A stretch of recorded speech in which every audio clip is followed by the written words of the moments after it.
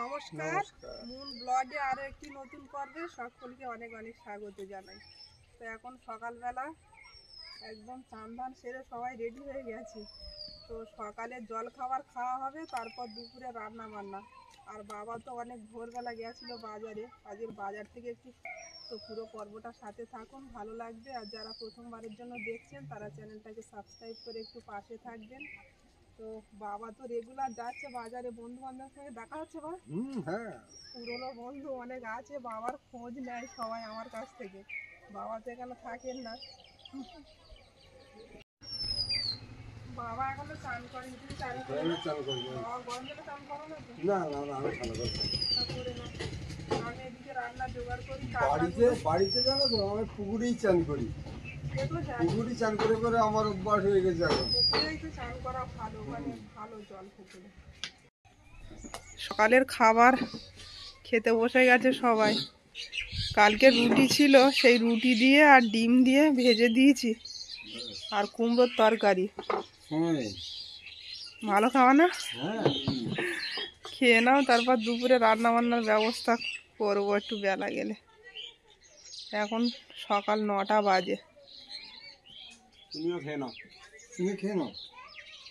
মুনের বাবা কদিন একটু বাড়িতে আছে, শান্তিতে খেতেও পাচ্ছে। আর বাবা এসছে, বাজারে গেলে তো এইভাবে খাওয়ার সুযোগ হয় না। মুন একটু কুমড়ো চচ্চড়ি নিতে পারতো তো। ওবার রুটি আর একটা দেবো তো তোমার, খেয়ে নাও। শীতকালের সকাল। হ্যাঁ হ্যাঁ, খাবো। রোদ্দুরটা একদম সামনে দিয়ে, এখান থেকে উঠে একদম আমাদের উঠোনে। সকাল হলেই রোদ্দুরের মুখ দেখা যাচ্ছে এখন। আগে একটা ঘর করা ছিল, এখানে কোনো রোদ্দুর আসতো না, পুরো গাঢ় হয়েছিল।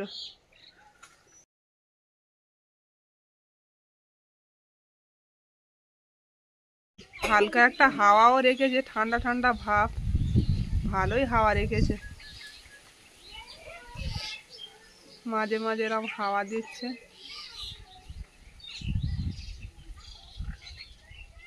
বাবা সকালবেলা বাজারে গিয়েছিল, বাজার করে নিয়ে এলো। বাবা থাকলে আর বাজারের চিন্তা আমাদের থাকে না। বাজারটা করে খুব চয়েসফুল এবং খুব হিসাব করে বাজার করে, ওরম পারি না আমরা।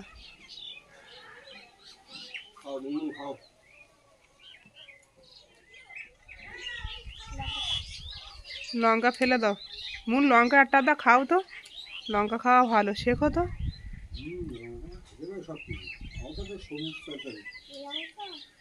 হ্যাঁ,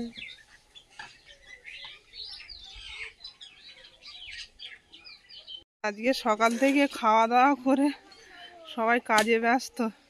বাবা কোন দিকে গেল? বাবা এসছে সেখান থেকে আর বেরোনোর সময় পাচ্ছে না। আজকের একটু বেরিয়েছে পাড়ার দিকে, বাজারে যায় আর বাড়ি আসে।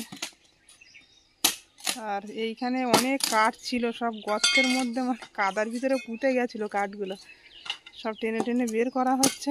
এখন এই রোদ বেলায় কেটে কেটে দিলে সব শুকিয়ে নিলে ভালো জাল দেওয়া যাবে। আরও প্রচুর কাঠ আছে সব ভিতরে, টেনে বার করতে হবে সব। এই জায়গাটা এবার পুরো পরিষ্কার করে ফেলতে হবে, সামনেটা।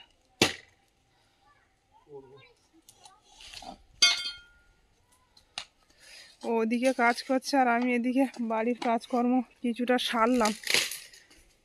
জামা কাপড় কাচাকাচি, ঘরদোর মোছা, ঘর মোছা কমপ্লিট হয়ে গেছে। এবার জামা কাপড়গুলো কাচতে হবে। একটা করে চলেও যাচ্ছিল, কাট করে দিই, ঠান্ডা পড়েছে, এই ধরতে হাওয়া আসছে। সকালবেলা টিফিন খাওয়ার পরে অনেক কাজ হচ্ছে বাড়ির। এখানে যে আমাদের ঘর হওয়ার সময়, মানে এই উঠোনের কাজ করার সময় যে ইট আনা হয়েছিল না, সেখান থেকে এই ইটগুলো বেঁচেছিল। তো সেইগুলো তো আর কাজে লাগানো হয়নি, তো অনেকটা ইট কমেও গেছে রাস্তার ধারে। এখানে ছিল তো একটা একটা করে সব কমে যাচ্ছে, দেখে আবার সব ভিতরে ঢুকিয়ে নিচ্ছে ইটগুলো। কিন্তু এইবারে পড়ে যাবে না তো? হাওয়াটা আসবে না, হাওয়া ছেড়েছে, হাওয়া হলে ঠান্ডা লাগে। বসে তুমি রান্না বান্নাও করতে পারবে।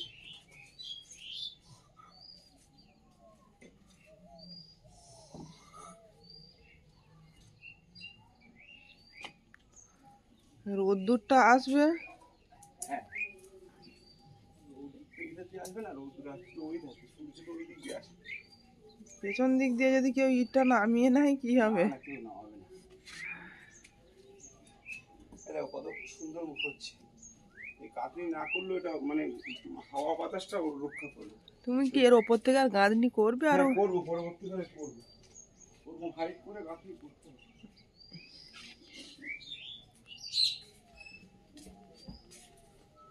এই বাড়ি থেকে রাস্তা দিয়ে লোকজন দেখতে পায়। গাঁথনির মতন করে সাজিয়ে দিচ্ছ না, তোমার বুদ্ধি খারাপ না, ঠিক আছে। মিস্ত্রি লোক, সবসময় বুদ্ধি তো থাকবেই। গাঁথনি যেভাবে করে সেইভাবেই সাজিয়ে দিচ্ছে, নাড়া দিলে নড়বে না তো। না না, 5 ইঞ্চি করে সাজাচ্ছি না, অসুবিধা হবে না।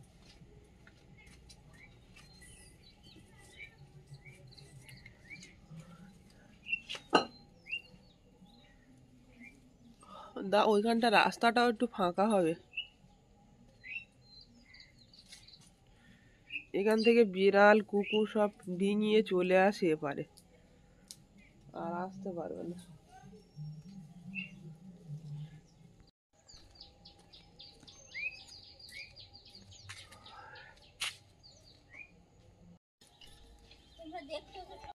এর ভিতরে কত আরশোলা হয়েছে দেখো।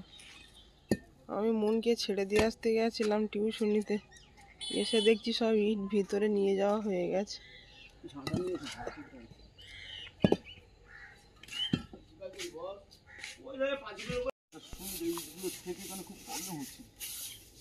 বাড়ির সামনে তো একটু জায়গা ফাঁকা না থাকলে হয় না।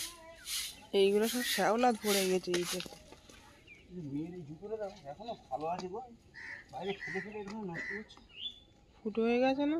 ভালো আছে? হ্যাঁ ভালো আছে, সেগুলো একদম ভালো। গাঁথনিটা তখনই করা উচিত ছিল, ইটটাও নিয়ে এসেছিলাম, কিন্তু বালি আর সিমেন্ট না থাকায় আর হয়নি গাঁথনিটা। এখন শীত পড়েছে, ওই ধাতে উঠতে হাওয়াটা আসছে, এখানে দাঁড়ানো যায় না, এত ঠান্ডা লাগে। ওই জন্য একটু গাডাউন করে দিলাম, ইটগুলো বাইরেও ছিল, একটা একটা করে চলেও যাচ্ছিল। হ্যাঁ, আর বাইরে সাইকেল ফাইকেল রাখারও সুবিধা হয়, বাইরেটা সামনেটা একটু পরিষ্কার না থাকলেও ভালো লাগে না।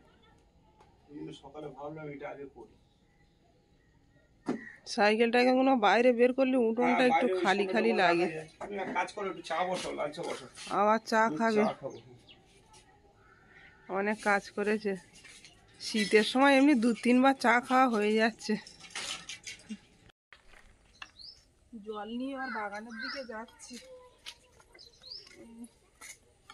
এখন এই কটা দিন একটু জল না দিলে হবে না, সবে সবে বেরোচ্ছে গাছগুলো, তো জল দিতে হবে বেশি করে, দিলে আর একটু বড় হয়ে গেলে আর দিতে লাগবে না। এখন একদিন ছাড়া ছাড়াই জল দিতে হচ্ছে গাছে। আর দেখো পালং শাক গাছগুলো সব মুরগিতে খেয়ে নিয়েছে, কত তাই তো দেখছি। আমার থাকবে না।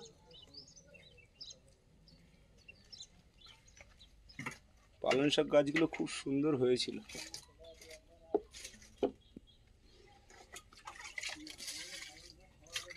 এর ভিতরে পেঁপের চারাও রয়েছে, বেগুনের চারাগুলো খুব সুন্দর করে জল দাও।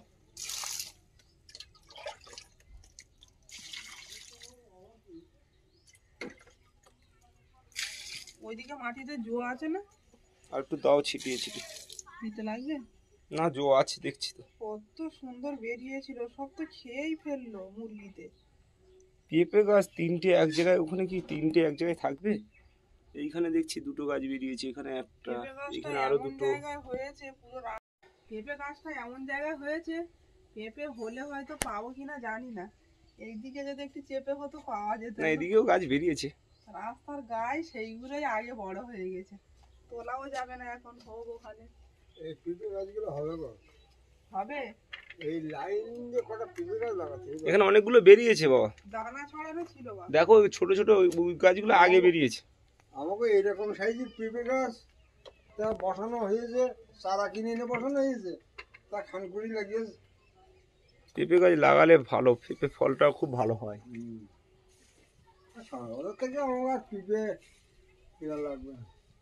ডাব ভালো ফুলে ভালোই হয়েছে সব গাছ। গাছে কিন্তু ভালোই ডাব হয়েছে। হ্যাঁ, গাছটা ঝোড়ার পরে মোটামুটি ভালো হয়েছে। না না, সব গাছেই এবারে ডাব হয়েছে। ওই ধারে গাছটা দেখো কি সুন্দর হয়েছে না? হুম। ডাব পাড়া গেল না, তার ডাব একটু খাওয়া গেল না। পাড়ার লোক থাকলে তাহলে তো পাড়ায় যেত, আমরা তো কেউই গাছে উঠতে পারি না, সেই খুঁজতে হবে কে গাছে উঠতে পারে। দেখছি দাঁড়া, খাওয়া হচ্ছে বাজার থেকে। শীতের দিনে একটু ডাব খাওয়া প্রয়োজন আছে। আরে বাবারে, আমার ওদিকে এই টুরিস্টের জন্য ডাব 50 টাকার নিচে কোনো গল্প নেই। হ্যাঁ, তা ওখানে তো ট্যুরিস্টরা সবসময় যাচ্ছে, ওখানে তো চাহিদা হবে।